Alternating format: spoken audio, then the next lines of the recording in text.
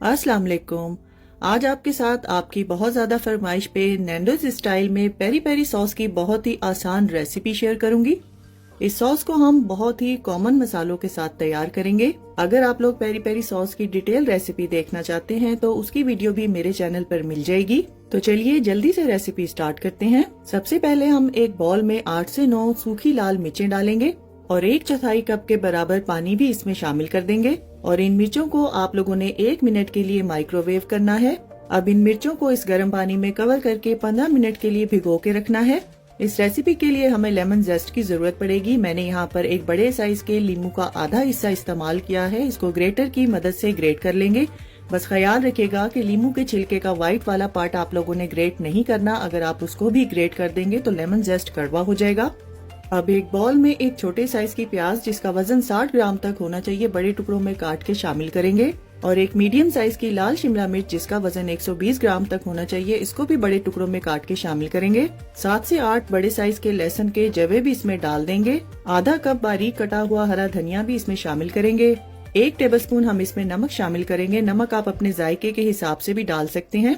1.5 tablespoon हम इसमें कश्मीरी लाल मिर्चों का इस्तेमाल करेंगे और 1.5 ही टेबलस्पून इसमें हम पेपरिका शामिल करेंगे और 1 टेबलस्पून के बराबर ऑरेगनो का इस्तेमाल करेंगे और आधा टेबलस्पून के बराबर इसमें चीनी शामिल करेंगे।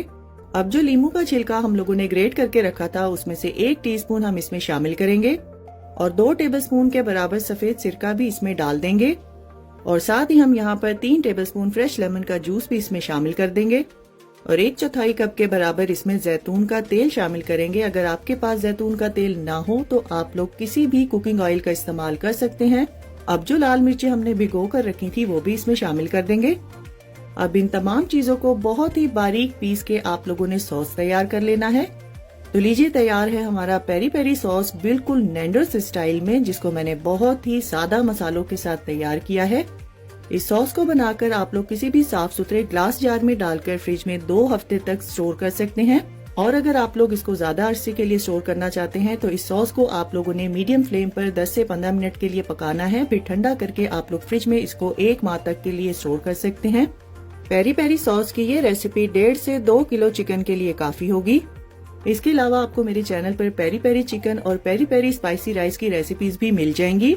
रेसिपी पसंद आए तो वीडियो को ज्यादा से ज्यादा शेयर कर दीजिए। तो फ्रेंड्स, ट्राई समथिंग डिफरेंट। अपना बहुत सारा ख्याल रखिएगा। दुआओं में मुझे याद रखिएगा। अल्लाह हाफिज।